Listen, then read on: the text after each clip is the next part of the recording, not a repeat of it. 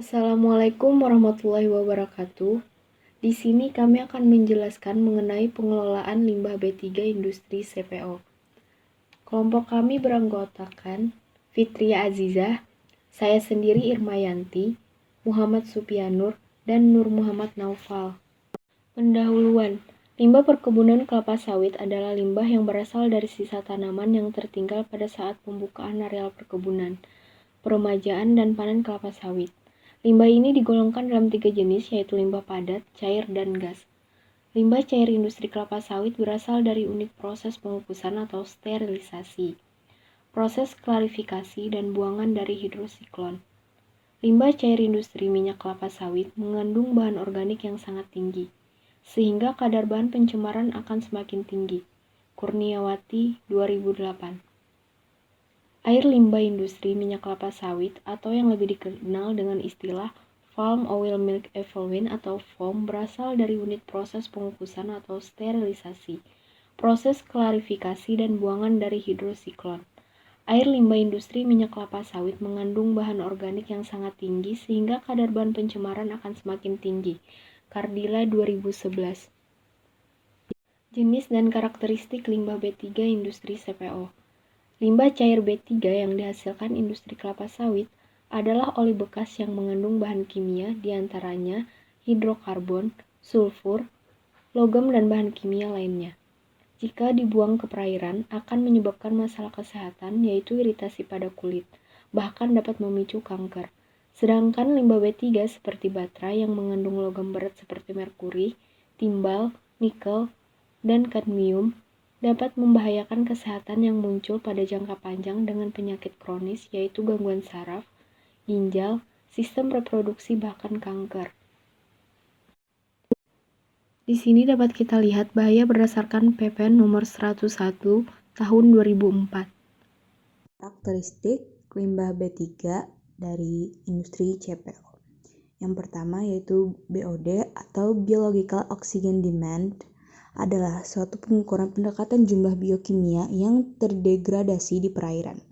Hal ini didefinisikan sebagai jumlah oksigen yang diperlukan oleh proses mikroorganisme aerob untuk mengoksidasi menjadi bahan anorganik. Metode ini merupakan subjek dari berbagai faktor sebagai kebutuhan oksigen yang diperlukan respirasi mikroorganisme dan oksidasi amonia, nitrat oleh aktivitas bakteri. Air yang tidak terpolusi biasanya mempunyai BOD 2 mg per liter. Air yang menerima buangan limbah mempunyai BOD lebih dari 10 mg per liter, khususnya dekat intake. Air limbah mempunyai kadar BOD sekitar 600 mg per liter. Limbah yang telah diperlakukan dengan baik mempunyai kadar BOD sekitar 20 mg per liter. Karakteristik limbah B3 CPO yang kedua yaitu Chemical Oxygen Demand adalah larutan oksigen kimiawi dari oksigen yang diperlukan untuk merombak bahan organik dan anorganik, sehingga angka COD lebih besar dari BOD. Semakin banyak konsentrasi air laut yang digunakan, maka semakin besar pula penurunan nilai COD limbah cair CPO yang diperoleh. Penurunan nilai COD disebabkan oleh partikel-partikel garam yang terkandung pada air laut mampu berikatan dengan pencemar organik sehingga menyebabkan gaya tolak-menolak antar partikel berkurang dan menunjang pembentukan endapan. Sehingga zat padatan tersuspensi serta minyak dan lemak yang terkandung pada limbah mengendap dan berkurang. Berkurangnya zat padatan tersuspensi yang terdapat pada limbah menyebabkan jumlah oksigen yang digunakan untuk mendegradasi partikel secara kimia menjadi berkurang. Menurut Hidayat tahun 1999 dalam Saifuddin tahun 2005, hal ini menyebabkan turunnya kadar COD dalam limbah cair CPO. Limbah B3 CPO yang ketiga yaitu Power of Hydrogen adalah derajat keasaman yang digunakan untuk menyatakan tingkat keasaman atau kebasahan yang dimiliki oleh suatu larutan.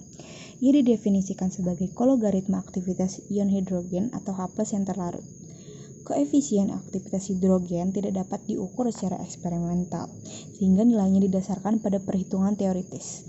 Menurut Kristanto pada tahun 2002, dalam Nathanael pada tahun 2010, nilai pH air yang normal yaitu 7 berkisar antara pH 6 sampai 8. Sedangkan pH air yang nilai pH 7 berarti konsentrasi ion atau H+-nya sama dengan konsentrasi ion OH-. air yang tercemar bersifat asam, maka pH air yaitu ion H+ itu lebih dari ion OH-. Jika bahan pencemar bersifat basa, maka nilai pH akan bertambah karena konsentrasi ion hidroksi atau OH- lebih besar daripada konsentrasi ion H+. Jenis dan karakteristik limbah B3 industri CPO. Karakteristik limbah B3 CPO, total solid adalah semua zat-zat yang tersisa sebagai residu dalam suatu bejana. Bila sampel air dalam bejana tersebut dikeringkan pada suhu tertentu, zat padat total terdiri dari zat padat terlarut dan zat padat tersuspensi yang dapat bersifat organik dan anorganik. Total suspended solid dan klorofil A merupakan parameter indikator tingkat kesuburan di suatu perairan. Tinggi rendahnya parameter tersebut dipengaruhi oleh faktor hidrologi perairan, pasang surut, suhu, salinitas, pH, arus, dan kecerahan. Baku mutu limbah B3 industri CPO berdasarkan keputusan Menteri Lingkungan Hidup nomor 51 MENLH/10/1995 tentang baku mutu limbah cair bagi kegiatan industri tanggal 23 Oktober 1995. Dapat lihat pada tabel tersebut parameter kadar maksimum mg/L, beban pencemaran maksimum kilogram per ton. Dapat dilihat catatan kadar maksimum untuk setiap parameter pada tabel di atas dinyatakan dalam miligram parameter per liter air limbah. Beban pencemaran maksimum untuk setiap parameter pada tabel di atas dinyatakan dalam kilogram parameter per ton produk minyak sawit CPO. Nitrogen total adalah jumlah nitrogen organik plus amonia total plus NO3 plus NO2. Desain pengolahan limbah B3 industri CPO. Teknik pengolahan yang dipakai pada umumnya adalah pengolahan memakai metode kolam stabil biologis, sistem Lagoon. Teknik-teknik ini memakai beberapa kolam dengan luas beberapa hektar, kedalaman 3-5 meter. Secara sekilas air limbah dengan kadar minyak tinggi dan pabrik PKS diarahkan mengalir ke kolam anaerob. Bagian dalam kolam anaerob berada pada kondisi anaerob. Fermentasi metan akan terjadi. Sebagai hasilnya, zat organik diuraikan menjadi gas karbon dan metan, sehingga konsentrasi zat organik di dalam air limbah turun menjadi level tertentu. Setelah itu, mengalirkan air luapan dari kolam anaerob ke kolam oksida dan mengolah secara aerob. Lalu mengalirkan air luapan yang mengandung SS dari kolam oksida ke kolam endapan. Kemudian mengendapkan kandungan SS dan akhirnya mengalir ke sungai. Di sebagian pabrik, air luapan kolam oksida diolah pada tangki lumpur aktif lalu dialirkan ke sungai. Desain pengolahan limbah B3 industri CPO. Dapat lihat bagan di slide tersebut alur metode kolam stabil biologis yang aktual.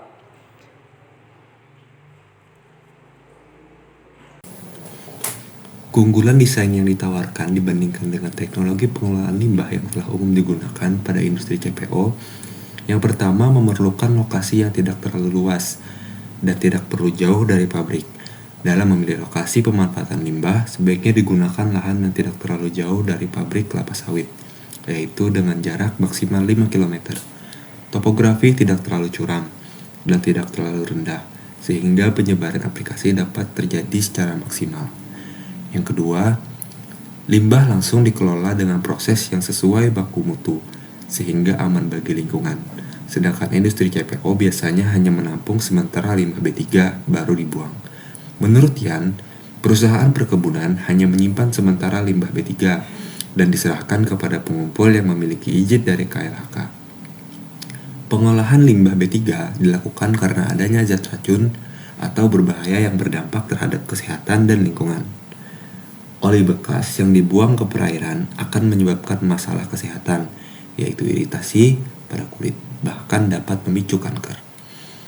Yang ketiga, memenuhi kriteria batu muku limbah pabrik CPO dengan pengolahan waktu serta biaya yang lebih sedikit. Kemudian, ada daftar pustaka yang digunakan dalam pembuatan presentasi kali ini. Itu saja yang dapat kami sampaikan. Terima kasih. Wassalamualaikum warahmatullahi wabarakatuh.